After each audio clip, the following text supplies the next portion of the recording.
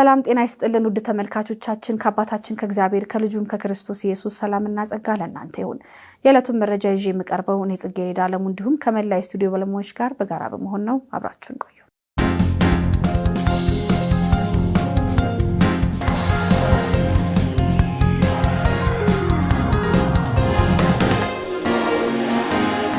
የመጽሐፍ ቅዱስ ተቋማት መምህራን የሥራ ተሳታፊዎች ዓመታዊ ስልጠና በሐዋሳ ሐይቅ ዳር ቃለ ሕይወት አጥቢያ ቤተክርስቲያን እየተካሄደ ነው።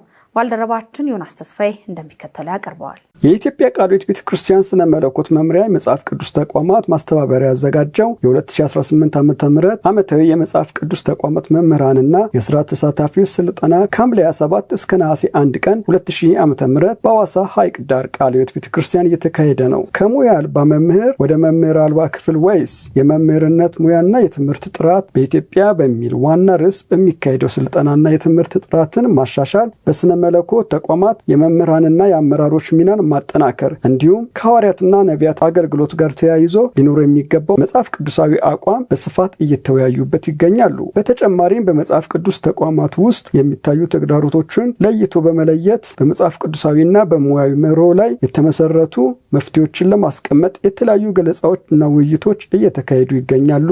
ስልጠናው የመምህራንን ሙያ ብቃት በማሳደግ በመጽሐፍ ቅዱስ ተቋማት የትምህርትና ጥራትን በማሻሻልና በመጽሐፍ ቅዱሳዊ መርሆዎች ላይ የተመሰረተ ጠንካራ የማስተማር ስርዓት ለመገንባት እንደሚያስችል ተገልጿል። የቢሊ ግርሃም ኢቫንጀሊስቲክ አሶሲዬሽን ከጂንካ ከተማ ወንጌል አማኞች አብያተ ክርስቲያናት ካውንስል ጋር በመተባበር ያዘጋጀው ታማኝነት የአገልጋዮች ጉባኤ ተካሄደ።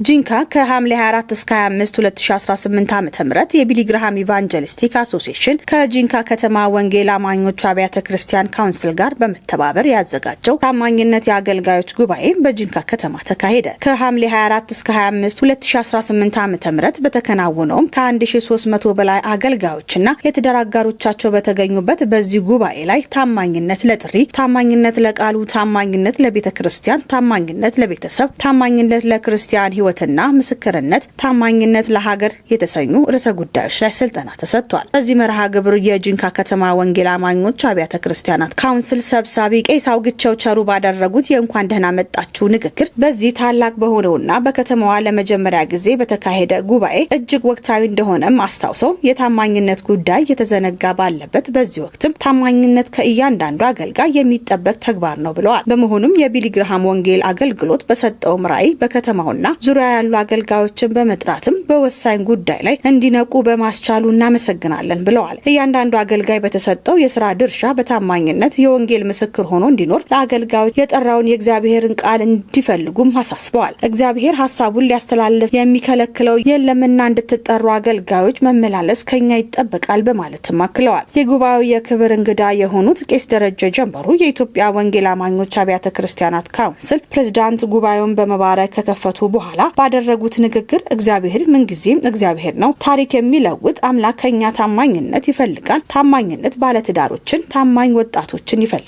እግዚአብሔር ታማኝ አገልጋዮችን ካገኘ የማይሰራው ነገር የለም። የቢሊ ግርሃም ኢቫንጀሊስቲክ አሶሲዬሽን ካውንስሉ ይህንን ፕሮግራም ሲያዘጋጁ ዓላማው የእግዚአብሔርን ታማኝ አገልጋዮች ስለሚፈልግ አዲስ ነገር ያደርግ ዘንድም በምድራችን በታማኝነት እንድንቆም ሁላችንም አስቀድመን ቁጭ ብለን ለመማር እንድንችል ነው። ይህ ጊዜ የመማሪያ የጣልነውን የምናነሳበትና የመታደሻ ጊዜ ሊሆን ይገባል ካሉ በኋላ ታማኝ ሰዎችን እግዚአብሔር ብቻ ሳይሆን ኢትዮጵያ ሀገራችንም ትፈልጋለች በማለትም አሳስበዋል። ስልጠናውን በተለያዩ ወንጌላውያን አብያተ ክርስቲያናት ውስጥ የሚያገለግሉ አገልጋዮች ታማኝነት በተመለከቱ ርዕሰ ጉዳዮች ላይም በመመርኮዝም ሰጥተዋል። በስልጠናው የተሳተፉትም የቤተ ክርስቲያኒቱ አገልጋዮች በሰጡት አስተያየት ይህ መሰል ጉባኤ በከተማይቱ ሲካሄድ የመጀመሪያና ታሪካዊ በመሆኑን ጠቅሰው አገልጋዮች ጥሪያቸውን በመመርመር ለቤተሰቦቻቸው፣ ለቤተ ክርስቲያን፣ ለሀገራቸው ያላቸውን ታማኝነት በአጽንኦት የተመለከቱበት መሆኑንም ገልጸዋል። በወሰዱትም ስልጠናና በዕለቱ በገቡት ቃል ኪዳን መሰረት ካለፈው ይልቅ በትጋት ታማኝነት በዕለት ተዕለት ሕይወታቸውና አገልግሎታቸው በማሳየት ዳልዳኑ ምስክር እንደሚሆኑም ተናግረዋል። በሁለቱ ቀናት ጉባኤ በከተማውና ከተለያዩ ቤተ እምነቶች የተወጣጡ መሪ አገልጋዮች የተገኙ ሲሆን ከካናዳ፣ ከቡርኪና ፋሶና ከአዲስ አበባ ከተማ የተጋበዙ እንግዶችም ተሳታፊ ሆነዋል። የታማኝነት ጉባኤ የተካሄደ በአሪዞንና በጂንካ ከተማ ለሚገኙ ለሚገኙ በመንግስት አመራር በመስራት ላይ ላሉ ባለስልጣናት ታማኝነት ለሀገር የተሰኘ ስልጠና በአቶ ሽፈራ ወልደ ሚካኤል አማካኝነት ተሰጥቷል። ቢሊ ግርሃም ኢቫንጀሊስቲክ አሶሲዬሽን በኢትዮጵያ ከተማ ይህንን መሰል ጉባኤ ሲያካሂድ ለሰባተኛ ጊዜ ሲሆን ወደፊትም ተመሳሳይ መርሃ ግብር በሌሎች ከተሞች እንደማካሄድም ታውቋል። ትምህርቶቹ በህይወት ቲቪ፣ ኢቫንጀሊካል ቲቪ፣ ኤልሻዳይ ቲቪ እና ተስፋ ቴሌቪዥን ጣቢያዎች የሚተላለፍ ሲሆን በተለያዩ ማህበራዊ ሚዲያዎችም ይሰራጫል። ተመልካቾቻችን መረጃዎቻችን እንደቀጠለ ይገኛል። አሁን ደግሞ ከባህር ማዶ ወዳገኘነው መረጃ አልፋለሁ። ከባድ የአየር ሁኔታ በአፍጋኒስታን በፓኪስታን እና በባንግላዴሽ ሰፊ ጉዳት በማድረሱ ለተጎጂዎች የጸሎት ጥሪ ቀረበ። ባልደረባችን ዮናስ ተስፋዬ እንደሚከተለው ያቀርበዋል። ከባድ የአየር ሁኔታ በአፍጋኒስታን በፓኪስታን እና ባንግላዴሽ ሰፊ ጉዳት በማድረሱ ለተጎጂዎች የጸሎት ጥሪ ቀረበ። በአፍጋኒስታን፣ ፓኪስታን እና ባንግላዴሽ የደረሰው ከባድ ዝናብ፣ ጎርፍና የመሬት መንሸራተት ክርስቲያኖችን ጨምሮ በሚሊዮኖች የሚቆጠሩ ሰዎችን እየጎዳ ሲሆን ዓለም አቀፍ ክርስቲያናዊ ድርጅቶች ለተጎጂዎች ጸሎት እንዲደረግ ጥሪ አቅርበዋል። በአፍጋኒስታን አንድ ክፍለ ሀገር በከባድ ዝናብና አውዳሚ ጎርፍ ተመትቶ በአጭር ጊዜ ውስጥ ሰፊ ውድመትን አስከትሏል። ብዙ ሰዎች ሕይወታቸውን ሲያጡ ቤቶችና የኑሮ መተዳደሪያዎች ወድመዋል። አንዳንድ መንደሮችም ሙሉ በሙሉ በጎርፍ ተጎድተዋል። በፓኪስታን ተከታታይ ጎርፍ ብዙ ማህበረሰቦችን በመጉዳት ቤቶችን፣ ሰብሎችን፣ ንብረቶችን እና የኑሮ መተዳደሪያዎችን አውድሟል።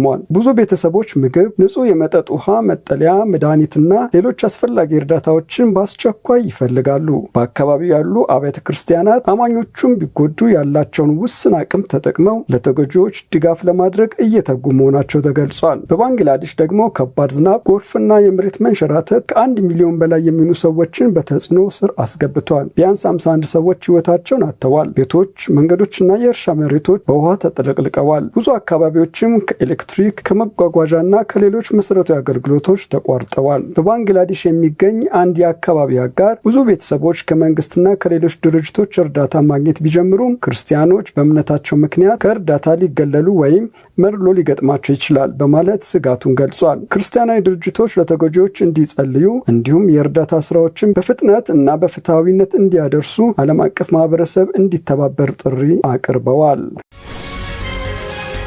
የብሪታንያ ሚሊዮነር ለክርስቲያን ጎዳና ሰባኪዎች የህግ መከላከያ ድጋፍ ሊያደርግ ነው። አንድ ብሪታንያዊ ሚሊዮነር በፖሊስ እርምጃ በሚገጥማቸው የክርስቲያን ጎዳና ሰባኪዎች ለመደገፍ የህግ ወጪያቸውን በግል እንደሚሸፍንም ቃል ገብቷል። ነጋዴው ሳሙኤል ሊድስ ለመገናኛ ብዙሃን በሰጠው ቃለ ምልልስ በብሪታንያ ውስጥ ክርስቲያን በህዝብ ፊት ወንጌል በመስበካቸው ምክንያት የፖሊስ እርምጃ ሲገጥማቸው በማየታቸው እጅግ አስቆጥቷቸዋል፣ አስደንግጦኛልም ብለዋል። ሊድስ የብሪታንያ ውስጥ በክርስቲያኖች ላይ ጫና እየተተገበረ ነው ሲሉ ተችተዋል። ሀገሪቱ ወደ እግዚአብሔር እንድትመለስ ጥሪም አቅርበዋል። እንዲሁም በክርስትና ላይ የሚታየውም ጫና ከስደተኞች ሳይሆን ከአንዳንድ የሀገሪቱ ተቋማት እንደሚመጣም ገልጸዋል። ይህ ቃል ኪዳን የመጣው የብሪታንያ ውስጥም የጎዳና ሰባኪዎች አያያዝ ላይ የህዝብ ክርክር በጨመረበት ወቅት ነበር። በቅርቡ በብሪስቶል ሲሰብክ የታየውን ፓስተር ዲያ ሙድሊ እና በዋትፎርድ ሲሰብክ የታሰረውን ፓስተር ስቲቭ ማይሌን ጉዳዮችን በንግግር ነጻነትና በሃይማኖት የመግለጽ መብት ላይ ሰፊ ውይይት አስነስቷል። ሊድስ በመጨረሻ የፖሊስ እርምጃ